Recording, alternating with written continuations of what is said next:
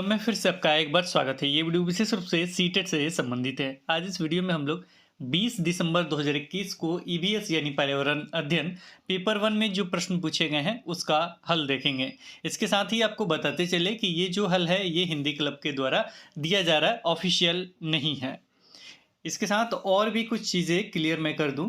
यहाँ पे एमसीक्यू लिखा है यानी मल्टीपल चॉइस क्वेश्चन आंसर्ड, यानी जिस अभ्यर्थी का ये क्वेश्चन है उन्होंने इसका आंसर दिया है या नहीं। इसके बाद नीचे में 2 लिखा है, जिस अभ्यर्थी ने इस ऑप्शन को चूज किया है वो ऑप्शन है, ये करेक्ट आंसर नहीं है। अब चलिए प्रश्न को देखते हैं और हल करना स्टार्ट करते हैं। यहाँ देखा जाए तो पहला प्रश्न है, किस राज्य में झूम की खेती की प्रथा सामान्य है। और ये ईबीएस से ही प्रश्न लिया गया है। इसके साथ ही ये भी क्लियर करते चले कि जो प्रश्न ईबीएस से लिए गए हैं, पर्यावरण अध्ययन से लिए गए हैं और बुक वगैरह में है, तो जाहिर सी बात हिंदी क्लब के नोट्स में भी होगा, तो लिए गए हैं उस पर हम चर्चा कर लेंगे। जो नहीं लिए गए उस पर भी हम चर्चा कर लेंगे और तेजी से क्वेश्चन को देखेंगे। तो देखा जाएगा झूम की खेती जैसे ही आएगा आपके मन में आ जाएगा वो किससे संबंधित है बाबू, मिजोरम से। जो पूर्वोत्तर वाले राज्य होते हैं ना, जब हमने नक्शा बनाया होगा तो पूर्वोत्तर वाले राज्य एक साथ मैंने याद करवा दिया होगा, मणिपुर वगैरह, त्रिपुरा वगैरह एक ही जगह था ना, वो सारे में ये होता है झूम की खेती। ये भी थोड़ा डिस्क्रिप्टिव में याद करके रखिएगा। तो पहले का जो आंसर 2 है, जो अभ्यर्थी ने मतलब जिन्होंने ये एग्जाम दिया उनका भी सही है, पहला का 2। आगे बढ़ते हैं अगले क्वेश्चन की तरफ। अगला जो क्वेश्चन है क्वेश्चन नंबर 2, पर्यावरण अध्ययन के उद्देश्यों को सफल करने के लिए पाठ्यचर्या आधारित होना चाहिए। इसका करेक्ट जो आंसर है, वैसे यहाँ लिखा गया है क्या क्या वो देख लेते हैं। पर्यावरण डैश डैश अधिगम, या सीखना भी लिखा जा सकता है, पर्यावरण डैश डैश अधिगम, पर्यावरण डैश डैश अधिगम। इसका करेक्ट आंसर जो होगा वो है ऑप्शन नंबर 2 और ये करेक्ट है। इस पर कमेंट वगैरह मत कीजिएगा, ये जो है इसका प्रूफ भी है हमारे पास। इसका करेक्ट आंसर 2 ही होगा, पर्यावरण के बारे में अधिगम, पर्यावरण के माध्यम से अधिगम, पर्यावरण के लिए अधिगम। तो जिसका भी 2 जिन्होंने भी टिक किया है इस डेट को एग्जाम देके, उनका 2 अगर टिक किया उन्होंने तो बिल्कुल सही है। इसके साथ ये भी क्लियर कर दें आपको कि अगर ये प्रश्न आपको नहीं मिल रहा होगा ना ईबीएस में, कि स्टार्टिंग में आपका ये नहीं हो सकता है, ये 2 नंबर का जो प्रश्न है ना, ये 4 नंबर, ये 5 नंबर, ये 6 नंबर पे आपको उपलब्ध हो सकता है। इसके साथ ही जो अभ्यर्थी जुड़े हुए हैं कि आंसर की हम देख रहे हैं और आगे की तैयारी कर रहे हैं, उनके लिए भी ये फायदेमंद है। उनको पता चल जाएगा कि आगे किस तरह के प्रश्न आने वाले हैं और किस तरह के एग्जाम होगा।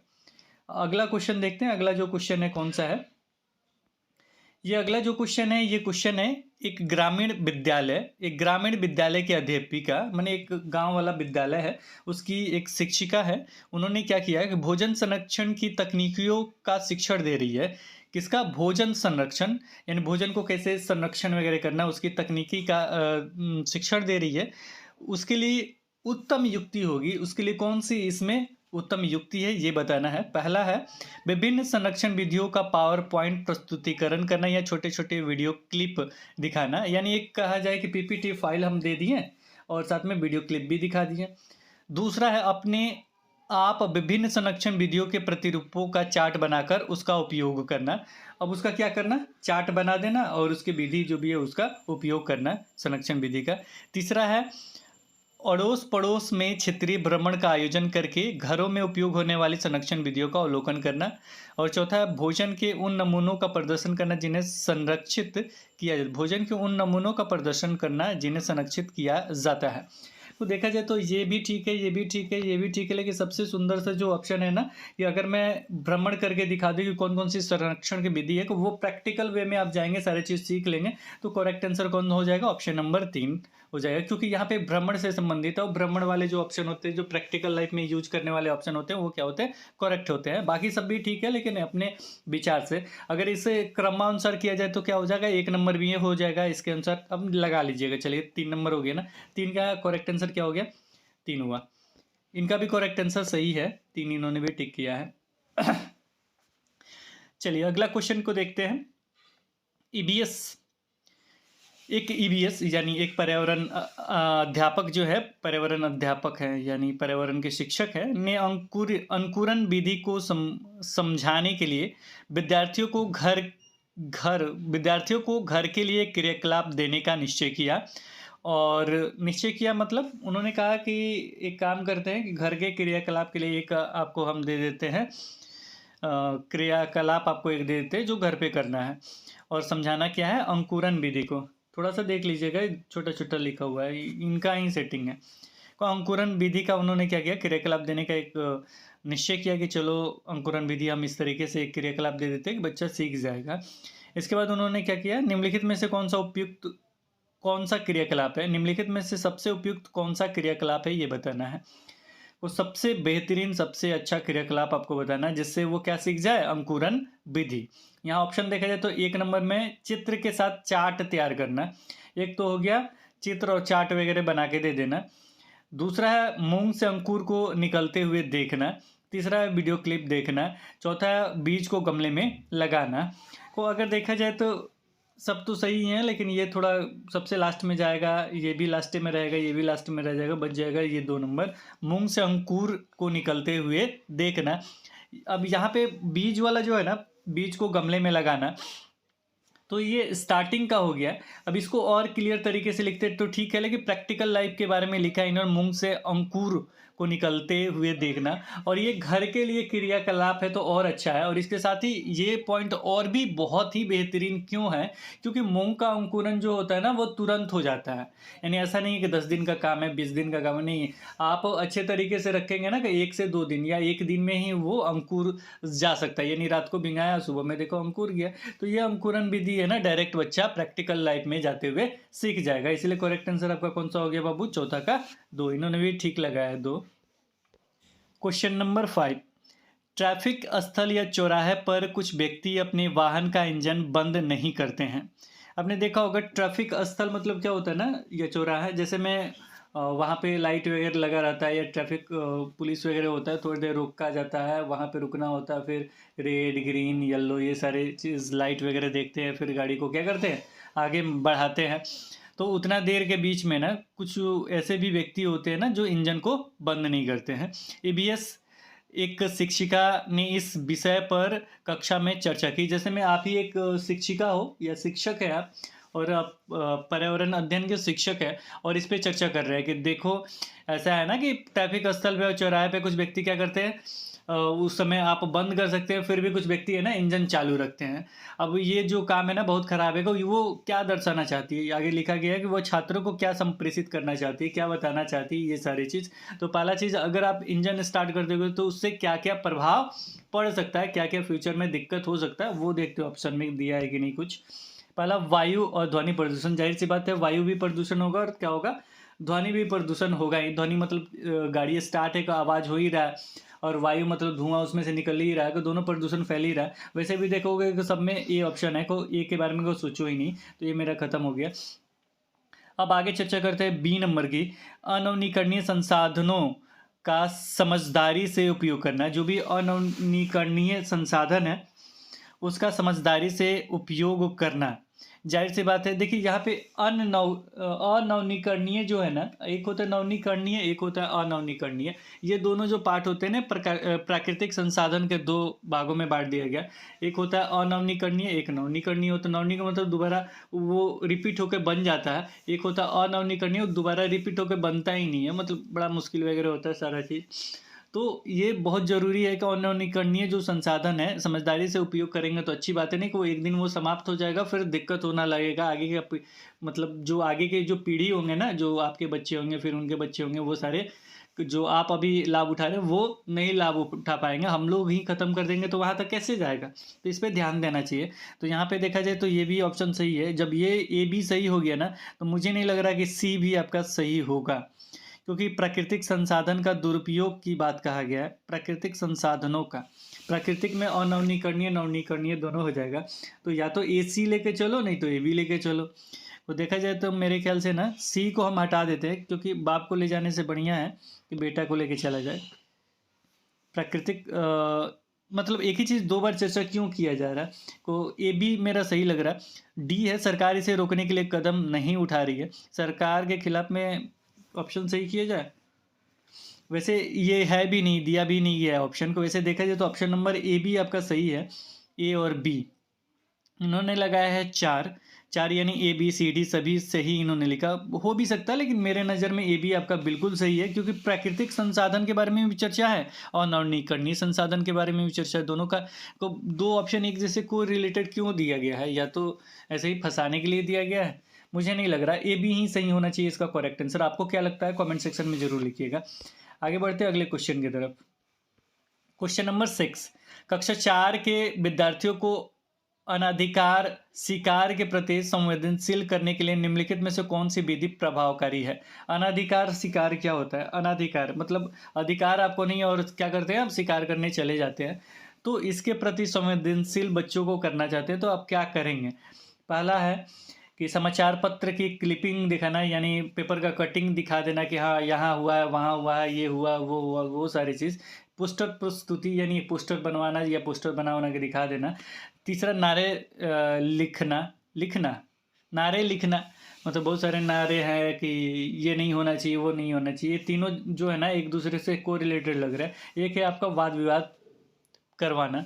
वाद विवाद करवाने क्लास 4 में करवाया जा सकता है, क्योंकि ये चीज़ क्लियर होना चाहिए बच्चों के अंदर, ये चीज़ भावना कि ये होना चाहिए या नहीं होना चाहिए, ये है क्या, और सारी चीज़ इस वाद विवाद में क्लियर हो जाएगी। इन्होंने भी 4 लगाया तो मुझे भी लग रहा है कि ये 4 ही होगा। 6 का आपका ऑप्शन नंबर 4। चलिए 7 नंबर पे देखते हैं 7 का आंसर क्या है। एक अध्यापक ने कक्षा में हमारे देश के उत्सवों पर विचार विमर्श किया। एक अध्यापक ने कक्षा में हमारे देश के उत्सवों पर विचार विमर्श किया। एक अध्यापक है यानी एक शिक्षक है, और कक्षा में मतलब क्लास में मान लीजिए आप पढ़ने गए हैं या पढ़ाने गए हैं, आप एक अध्यापक है और कक्षा में गए और जाने के बाद जो भी भारत देश का जो उत्सव है उस पर आपने चर्चा किया।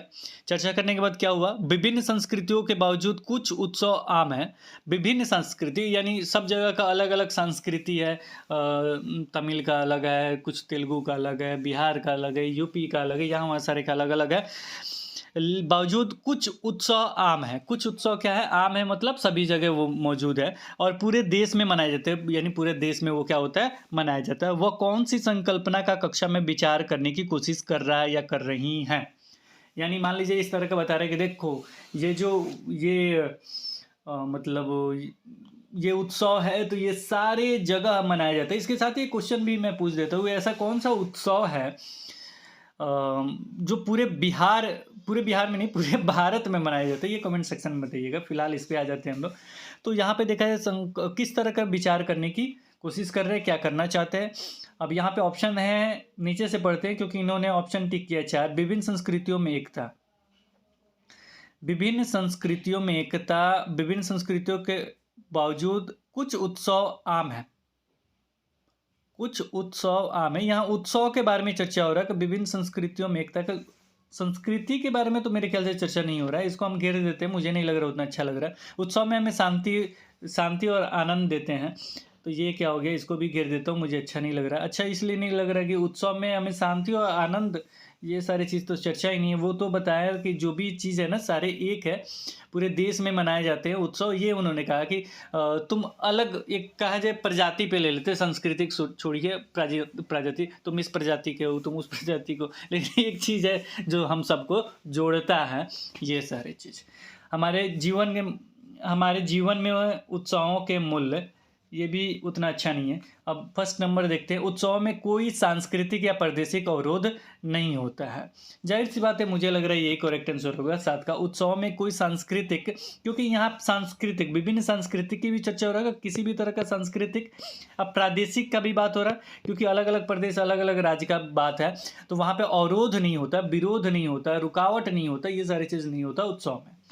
तो देखा जाए तो इसका 7 का करेक्ट आंसर आपका 1 होना चाहिए। चलिए अगले क्वेश्चन पे चलते हैं। ठोस अपशिष्ट पदार्थों के निस्तारण की निम्नलिखित विधियों में से किस विधि से वायु प्रदूषण फैलता है? इन्होंने पूछा वायु प्रदूषण किससे फैलता है। तो यहाँ पे देखते हैं कि कौन सा ऑप्शन है। यहाँ भस्म करना। भस्म मतलब क्या होता है? वो जला देना है। देखिए अगर राख, भस्म मतलब होता है राख, तो ये जलाने के बारे में कहा है इन्होंने कि जलाने से क्या होता है ना, धुआं निकलता है। धुआं निकलेगा तो जाहिर सी बात है वायु प्रदूषण होगा। ऑप्शन नंबर 1 बिल्कुल करेक्ट होगा, 8 का 1। भूमि की भराई यानी भूमि को भर देना, कृमियों से खाद बनाना, कंपोस्ट, ये सारी चीज़ तो पॉजिटिव वे है और ये गवर्नमेंट कहता भी है करने के लिए। आपको हमेशा उर्वरक वगैरह मना करता है, आपको कहता है कंपोस्ट यूज कीजिए, आपको कहता है कि खाद यूज कीजिए, आपको कहता है कि ये सारी चीज़ करते रहिए। चलिए इसका करेक्ट आंसर देखा जाए तो आपका 8 का 1 होगा। किसी भी चीज़ को जलाने के लिए मना किया गया। आपको हम बताते चले कि अभी जो चला है ना वो हार्वेस्टर वगैरह पता नहीं क्या क्या चला हुआ है। जो हार्वेस्टर नहीं, एक चला हुआ है आपका जो धान और गेहूं को काट देता है और काटने के बाद उसका बड़ा बड़ा डंठल वगैरह बाहर फेंक देता है और वो आपका डायरेक्ट निकाल देता है। तो उसका जो बड़ा बड़ा डंठल होता है ना, किसान जो क्या करते हैं उसको खेत में ही जला देते हैं। तो इसके लिए उन्होंने चलाया कि नहीं, उसको भूसा बनवाना है, आपको आग नहीं लगवाना है। तो डायरेक्ट जो गाड़ी वो रखे हैं ना, उन्हीं लोगों को बुला के सारे काम करवाता है। तो देखा जाए कि 8 का 1 ही होगा। इनका 3 लगा हुआ है लेकिन इनका गलत है। चलिए अगला क्वेश्चन है 9 नंबर। निम्नलिखित में से कौन सा साधन पर्यावरण अध्ययन के विद्यार्थी के आकलन के लिए गुणात्मक आंकड़े को इकट्ठा कर सकता है? गुणात्मक आंकड़ा। चलिए पहला है क्रम निर्धारण, मापनिंग, रेटिंग स्केल। रेटिंग स्केल के बारे में बता दूं कि रेटिंग स्केल इसका आंसर सही हो सकता है। इसलिए हो सकता है कि ये गुणात्मक और मात्रात्मक दोनों का ये अपने पास रखता है। तो 9 का देखा जाए आपका 1 हो सकता है, 1 ही होना चाहिए। गुणात्मक और मात्रात्मक दोनों रखता है ये। तो 9 का आपका आंसर 1, इन्होंने भी 1 ही लगाया। चलिए अगला क्वेश्चन है क्वेश्चन नंबर 10। टैपियोका का दूसरा नाम है। अब देखा जाए तो ये ईबीएस में टैपियोका का चर्चा है लेकिन दूसरा नाम के बारे में चर्चा नहीं है। तो ये ईबीएस से बाहर क्वेश्चन जा रहा है, तो थोड़ा सा आपको विस्तृत देखना पड़ेगा। तो इसमें ऑप्शन दिया अदरक, मूली, कप्पा। तो आपका करेक्ट आंसर हो जाएगा कप्पा। शकरकंदी को मेरे ख्याल से कप्पा जो होता है ना, मेरे ख्याल से टैपियोका को ही कप्पा कहा जाता है। और वो होता है ना मिट्टी के नीचे वो आपका होता है। तो फिर वो क्या करते हैं ना, इसको केरल वगैरह में इसको उबाल वगैरह के पता नहीं नारियल वगैरह में मिला के खाया जाता है। हमने तो नहीं खाया, शायद आपने खाया होगा, खा के देखिएगा, शायद बेहतरीन लगता होगा, इसीलिए तो दिया गया होगा। तो टेपियोका का दूसरा नाम क्या है? कप्पा। चलिए अगला देखते हैं। अगला क्वेश्चन, ये भी क्वेश्चन मेरे ख्याल से आपको ईबीएस में नहीं मिलेगा। ये जो कला के बारे में, मधुबनी कला के बारे में चर्चा है। ये वर्ली जनजाति, ये मेरे ख्याल से हिंदी में क्लास 1 to 5 में, क्लास 3 में मेरे ख्याल से हिंदी में है वर्ली जनजाति के बारे में, वर्ली आर्ट के बारे में।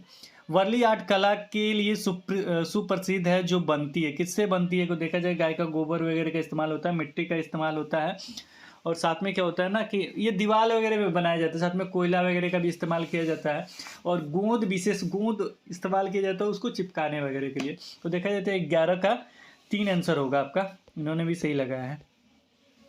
Question number 4, sorry question number 4 कर रहे हैं, क्वेश्चन नंबर 12। एक शिक्षिका अपने छात्रों को उन तरीकों को बता रही है जिससे वे अपने घरों को पर्वों के दौरान सुसज्जित करते समय स्थानीय पदार्थों का उपयोग कर सकते हैं। उस चर्चा का उद्देश्य है। अब एक शिक्षिका है, एक टीचर है जो अपने छात्रों को उन तरीकों को बता रही है, वैसे वैसे तरीके बता रही है कि जब भी कोई पर्व वगैरह है तो अपने घर को वो कैसे सुसज्जित यानी कैसे उसको बढ़िया से सुंदर ढंग से दिखा सकते हैं, और इसके लिए कौन से स्थानीय पदार्थों का उपयोग कर सकते हैं इसके बारे में बता रही है कि स्थानीय पदार्थ का महत्व भी एक तरह से देखा जाए तो उसका चर्चा का उद्देश्य है। तो पहला है छात्रों की रचनात्मक में वृद्धि। अब पता नहीं रचनात्मक लिखा है कि रचना, चलिए ए इसमें सभी में सही है तो ए के बारे में चर्चा ही नहीं करना।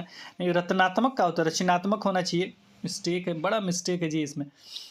चलिए रचनात्मक पढ़िएगा, उसको में वृद्धि करना, कोई भी चीज़ रचना वगैरह के बारे में चर्चा होगा ना तो समझिएगा रचनात्मक उसमें जुड़ जाएगा। रत्ना नहीं, रटना नहीं, ये शब्द फर्क, रचना। चलिए अगला देखते हैं। स्थानीय वस्तुओं का उपयोग करने वाली कला संस्कृति को सुरक्षित करना, ये भी जरूरी है कि चलिए जो भी आपका पर्व वगैरह के बारे में चर्चा है तो मेरे ख्याल से बी भी आपका सही ही हो जाएगा। स्थानीय वस्तुओं का उपयोग करके अपनी कला पर्व सुसज्जित करने उन तरीकों को, एक शिक्षक अपने छात्रों को उन तरीकों को बता रही है जिससे वे अपने घरों को पर्वों के दौरान सुसज्जित करते हुए स्थानीय पदार्थों का उपयोग कर सकते हैं, उस चर्चा का उद्देश्य है। उद्देश्य देखा जाए स्थानीय वस्तुओं का उपयोग करके अपनी कला और संस्कृति को सुरक्षित करना, कुछ हद तक सही लग रहा है। सी है आपका स्थानीय विक्रेता की सहायता करना। अगर वहां के विक्रेता की सहायता करना और डी है यह साझा करना कि वह वस्तुएं सस्ती होती हैं। ये वस्तु सस्ती वगैरह वाला तो ऑप्शन मुझे नहीं लग रहा कि वस्तु सस्ती होती है, ये तो ऑप्शन हटेगा ही। अब बचा A B C. A B C तो देखा जाए तो जिसमें जिसमें डी है ना वो हम ऑप्शन हटा देते हैं। ये हट गया, ये हट गया, ये हट गया। अब ये तीनों डी वाले हट गए ना तो एक ही ऑप्शन बचता है ए बी सी। तो मारिए ए बी सी को। विक्रेता की सहायता करना, ये भी थोड़ा डाउटफुल लग रहा है। तो देखा जाए तो उसका करेक्ट आंसर वही होगा ए बी सी। 4 नंबर इन्होंने भी लगाया और 4 नंबर ही होगा। ये पॉइंट भी मिला लीजिएगा कैसे बैठ रहा, बहुत ज़रूरी है। देखिए यही होता है प्रीवियस ईयर बनाने से। अगर ऑफिशियल आंसर की के साथ अगर आप बनाते हैं ना प्रीवियस ईयर, तो निश्चित रूप से अच्छा करेंगे आप, क्योंकि इसमें किस तरीके से किस चीज़ को काटना अगर नहीं भी समझ में आता है वो काट सकते हैं। जैसे में डी हमको अच्छा नहीं लग रहा, यह साझा करना कि यह वस्तुएं सस्ती होती है। अब यहाँ कहीं सस्ता वगैरह का चर्चा है, और सस्ता वगैरह के बारे में क्यों चर्चा करेंगे, मुझे नहीं लग रहा है सस्ता वगैरह के बारे में चर्चा होना। कि जब सस्ता वगैरह के बारे में जब चर्चा नहीं है तो उसे हमने क्या किया, हटा दिया। तो देखा जाए ABC आपका करेक्ट आंसर हो जाएगा। चलिए अगले क्वेश्चन की तरफ बढ़ते हैं। व्यवसाय में रूढ़िवादी छवि के मुद्दे के प्रति विद्यार्थियों को संवेदनशील करने का प्रभावी तरीका है। प्रभावी तरीका इसमें कौन सा है? रूढ़िवादी छवि, जाहिर सी बात है यहाँ पे समाचार पत्र, सामाजिक मीडिया, रेडियो सबसे बेहतरीन तो नुक्कड़ नाटक है। प्रैक्टिकल वे में किसी भी चीज़ को दिखाना हो क्या होता है, करेक्ट आंसर होता है। तो 13 का 4 बिल्कुल सही हो जाएगा। आगे बढ़ते हैं 14 नंबर क्वेश्चन। 14 नंबर क्वेश्चन, दक्षिण भारत में मनाए जाने वाले फसल काटने वाले पर्व है। फसल काटने वाले कौन से पर्व है ये आपको बताना है। तो यहाँ पे देखा एक चीज़ और मैं ये बता दूँ, ये आपके EVS में मिल सकता है, क्योंकि असम के बारे में चर्चा, असम के बारे में जब चर्चा कीजिएगा तो वहाँ पे मिलेगा असम में क्या है, बिहू है। यहाँ भी बिहू है और यहाँ भी बिहू है, और जिसमें बिहू नहीं है वो क्या हो जाएगा, करेक्ट आंसर हो जाएगा। क्योंकि असम कहाँ पे है, को असम जो मैप हम जब पढ़, इसलिए मैप हमेशा कहते हैं कि जरूर देख लीजिएगा। मैप जब पढ़ाए थे ना तो हमने बताया था कि मैप में असम यहाँ है और दक्षिण भारत कहाँ है, ऐसे स्ट्रक्चर हुआ बन जाता है। यहाँ पे दक्षिण भारत है आपका, इधर इस एरिया में। तो इस एरिया में कौन कौन सा, ओणम होता है, पोंगल होता है, उगादी होता है, विशु होता है। तो बिहू को केवल काट देना था जिसमें बिहू नहीं है। असम में, दक्षिण भारत में आता नहीं है, वो तो ऊपर है, तो वो क्या हो जाएगा ना, तो आपका दक्षिण भारत वाला करेक्ट आंसर हो जाएगा। तो बाकी बिहू हटाया हमने, ये हो गया आपका करेक्ट आंसर। तो ये चीज़ समझना होगा, प्रैक्टिकल वे में टिक करेंगे तो निश्चित सही हो जाएगा। इन्होंने एक टिक किया जो बिल्कुल गलत है, थोड़ा सा दिमाग लगाना पड़ेगा आपको। श्रवण बाधित बच्चों की शैक्षिक आवश्यकताओं के प्रबंधन के लिए शिक्षिका को ऑनलाइन शिक्षण में रूपांतरण करना चाहिए। श्रवण बाधित है, श्रवण मतलब सुनने वाला, मैंने सुन नहीं पा रहा है बच्चा, वैसा बच्चा है। को शैक्षणिक आवश्यकताओं के प्रबंधन के लिए शिक्षक को ऑनलाइन शिक्षण में किस तरह का परिवर्तन करना चाहिए ये बताना है आपको। पहला है ऑनलाइन कक्षा के दौरान विशेष शिक्षक की सहायता लेकर, ऑनलाइन कक्षा के दौरान विशेष शिक्षक की सहायता लेकर। मुझे नहीं लग रहा कि आपको टीचर क्यों रखा गया, तो पहला नंबर मुझे उतना अच्छा नहीं लग रहा। अब देखिए कितना बेहतरीन सा है, ए हटाया, सब में ए डाल दिया है, और जो बच गया वो मेरा करेक्ट आंसर हो जाएगा मुझे जहाँ तक लग रहा है, क्योंकि ए हटा रहे हैं। क्योंकि ऑनलाइन कक्षा के दौरान विशेष शिक्षक की सहायता लेकर, अब विशेष शिक्षक की सहायता क्यों लेंगे, क्योंकि हमने कहा है कि जिस कक्षा में जाएंगे आप उसी क्लास के भगवान हो जाते हैं, वही जो बच्चे हैं वो आपके विशेष हो जाते हैं। अब आपको क्यों रखेगा, उसी को नहीं रख देगा, आपको हटा देगा, वही पढ़ा देगा सभी बच्चों को। यहाँ पे देखा जाए तो ए के कारण 3 ऑप्शन खत्म हो गए, बच गया सी। देख लेते हैं, उपशीर्षकों और साथ साथ अनुशीर्षकों को अपने वीडियो और PPT में जोड़ना है।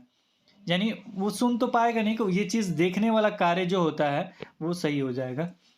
केवल वाला तो ऐसे ही गलत हो जाएगा। अधिक दृश्यों का प्रयोग करना, अब अधिक शब्द के कारण उतना निगेटिव है, लेकिन डी भी चल सकता था, थोड़ा सा चेंजिंग होता है। तो चलो वैसा देखा जाए तो 15 का आपका सी होना चाहिए, यानी 3 नंबर को 15 का आपका हो गया 3।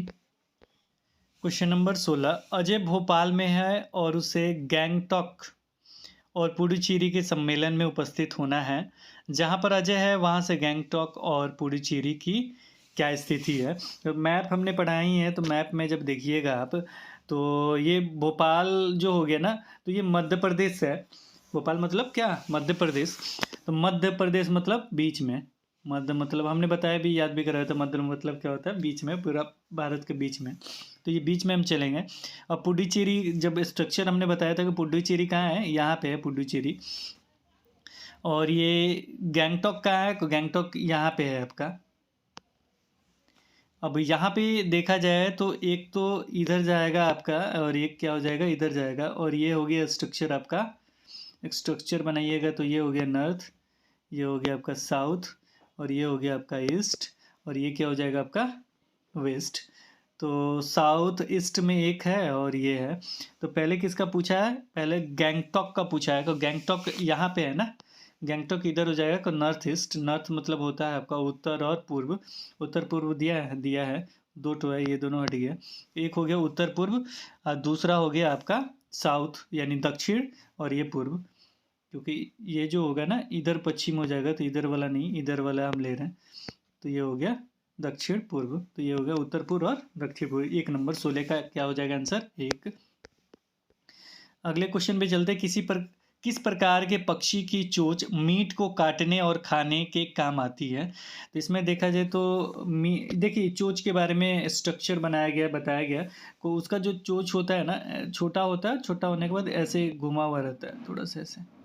तो हमको लग रहा है ये हुक जैसा दिखता है, तो ऑप्शन में भी दिया है कि लंबा तो है नहीं, तो लंबा वाला कट गया। सीधा है नहीं, ये भी कट गया। त्रिकोण आकार का तो है नहीं, त्रिकोण मतलब ऐसे होता है, कोई 1-2 पक्षी है जो त्रिकोण आकार का होता है, तो ये तो है नहीं। तो ये ऐसे थोड़ा सा घुमा हुआ रहता है जो मीट वगैरह खाते हैं। मीट वगैरह का मॉर्निंग में क्या नाम लिया जाए, तो इसका करेक्ट आंसर हो जाएगा 17 का 3, हुक जैसी चोंच।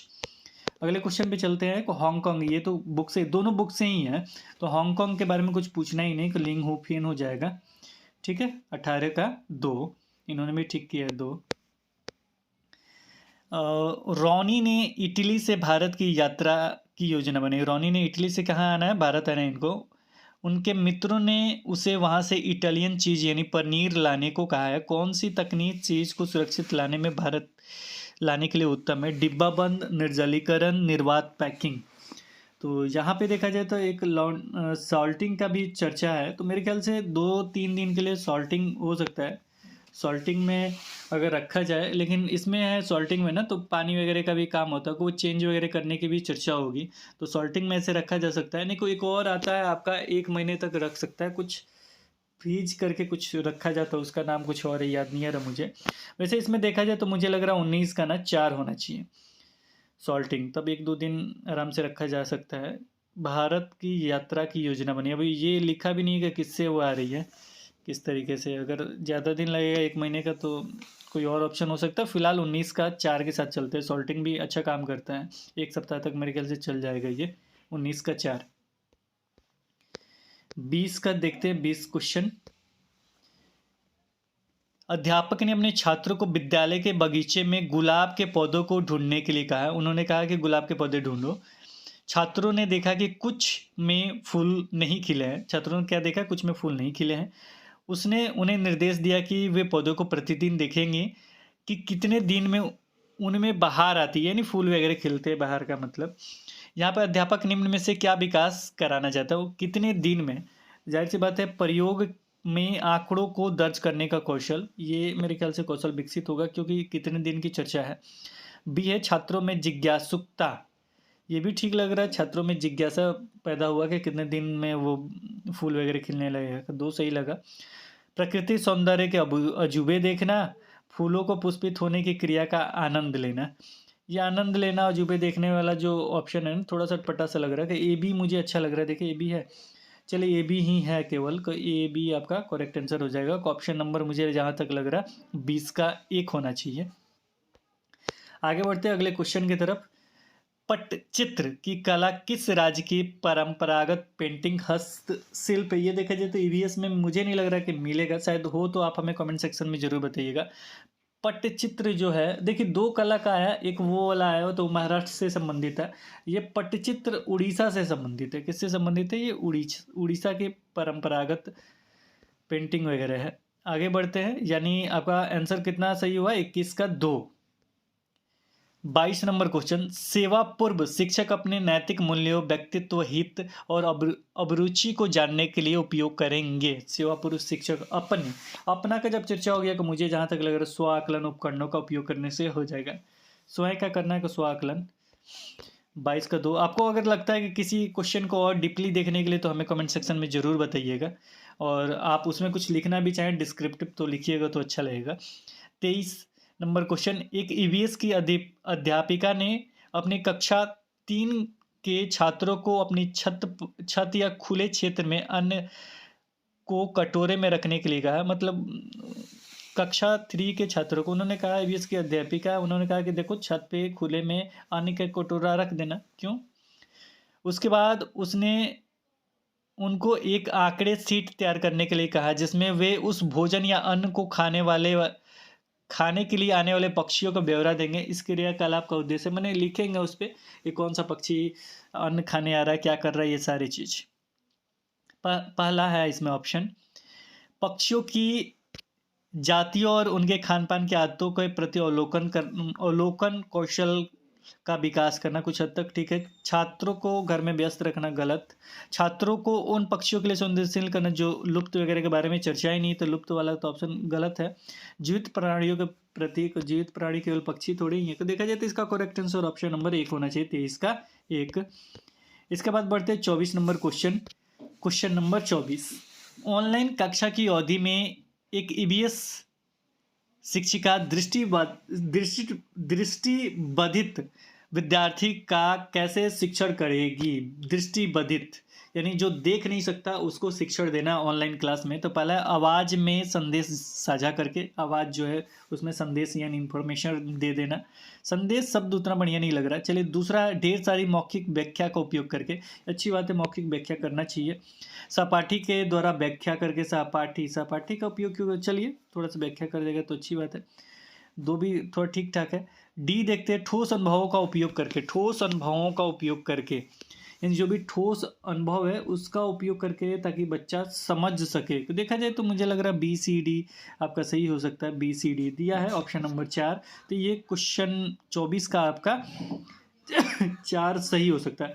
ठोस अनुभव की चर्चा किया गया तो मुझे लग रहा है कि ये सही होना चाहिए। अब यहाँ ठोस चीज़ का उपयोग करके नहीं हो सकता, इसलिए उपयोग नहीं किया क्योंकि ये ऑनलाइन है। अब उपयोग करने की बात कहा जाएगा तो गलत सेंस में हो जाएगा, लेकिन अनुभव की चर्चा करने की बात है तो सही होगा। अब यहाँ पे देखना पड़ेगा कि वो क्या समझ के लिखे उन्होंने। अगला क्वेश्चन है 25 नंबर क्वेश्चन, निम्नलिखित में कौन सा सबसे छोटा प्रवासी पक्षी है जो उत्तरी ध्रुव से भारत आता है। तो देखा जाए तो ये क्वेश्चन जो है ईवीएस में नहीं है, वैसे इसका इंस्टिंक्ट आपका करेक्ट आंसर होगा। छोटी इंस्टिंक्ट जो होता है ना, वो करेक्ट आंसर हो जाएगा 25 का 1। ऑस्प्रे जो आता है ये भी आता है, ऑस्प्रे वगैरह आता है, लेकिन छोटा नहीं होता, बहुत बड़ा होता है ये पक्षी।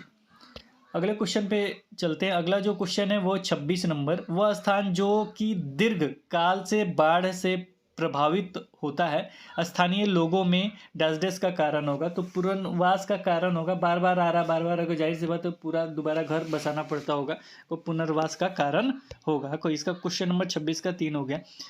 चलिए और तेजी से चलेंगे। 27 नंबर क्वेश्चन, ईवीएस पर्यावरण अध्ययन के शिक्षिका एनसीईआरटी के एक पाठ 11 फुलवारी पढ़ा रही है।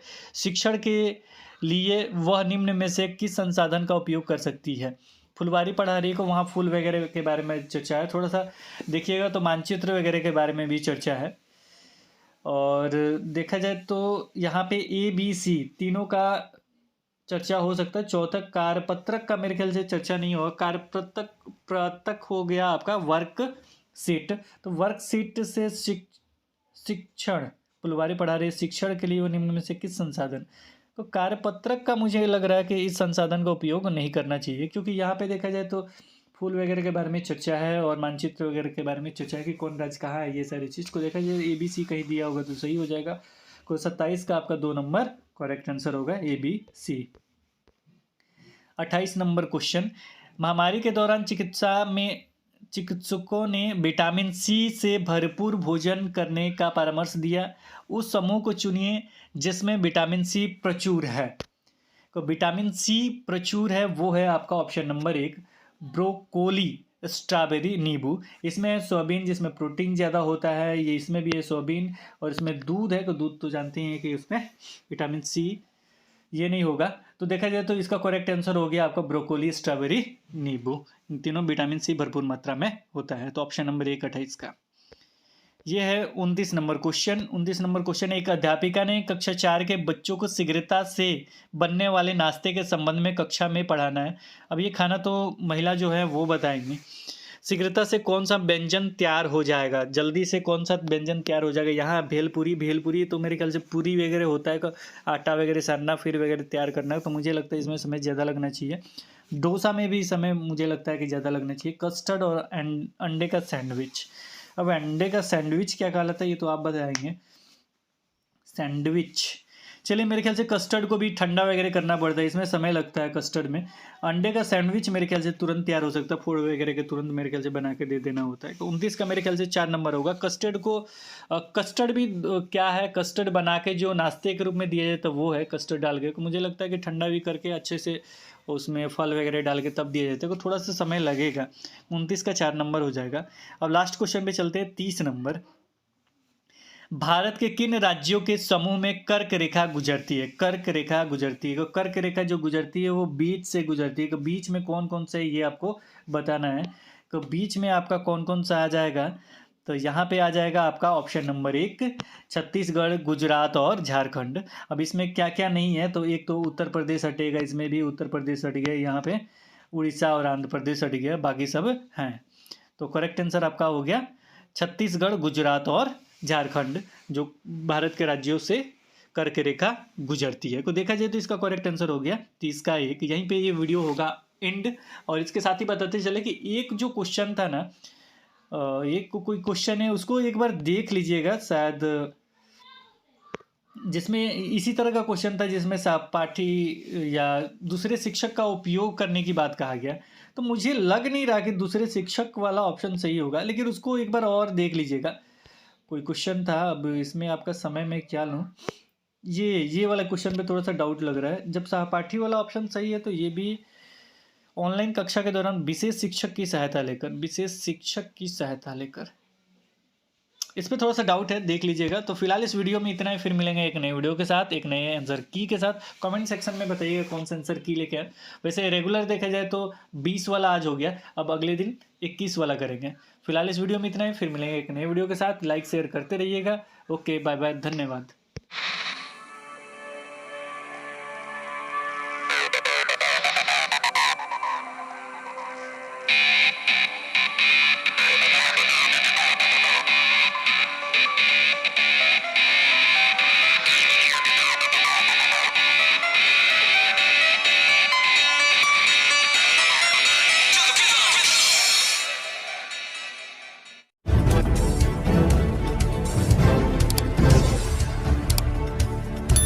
सब्सक्राइब कीजिए हिंदी क्लब को, दबाइए इस बेल आइकॉन को ताकि हमारा वीडियो आपको मिले सबसे पहले।